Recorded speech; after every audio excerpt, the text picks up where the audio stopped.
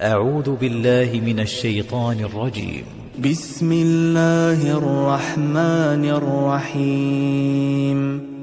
ويل لكل همزة لمزة. بؤسا وهلاكا لكل مغتاب للمسلمين، طعان في المؤمنين، ينقب عن المعايب ويدفن المناقب، لسانه كالمقراض للأعراض. الذي جمع مالا وعدده.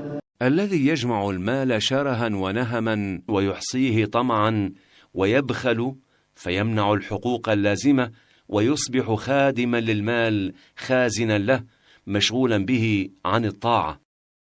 يحسب أن ماله أخلده. يظن أن ماله الذي جمعه يضمن له الخلود في الدنيا والسلامة من الآفات والهروب من الموت والإفلات من لقاء الله عز وجل. كلا لينبذن في الحطمة. كلا، ليس الأمر كما يظن، ولسوف نطرحه في النار، تهشم أعضاءه وتحطم عظامه وتسحق أجزاءه، جزاء على جشعه وطمعه وجمعه. وما أدراك ما الحطمة. وما أعلمك بحقيقة هذه النار؟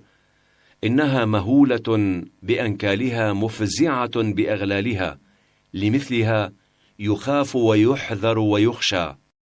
نار الله الموقدة.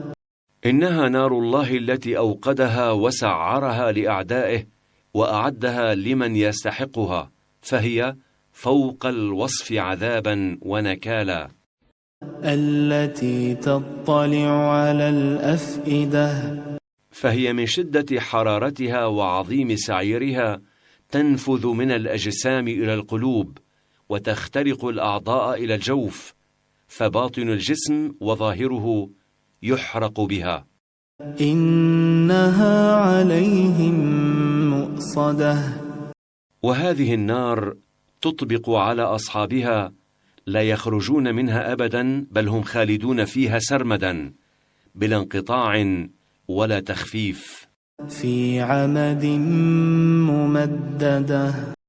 وهذه النار مفروشة على عمد، يتقلبون عليها ظهرا لبطن، والعمد قد ذاب التهابا، كلما طلبوا التخفيف زادهم الله عذابا.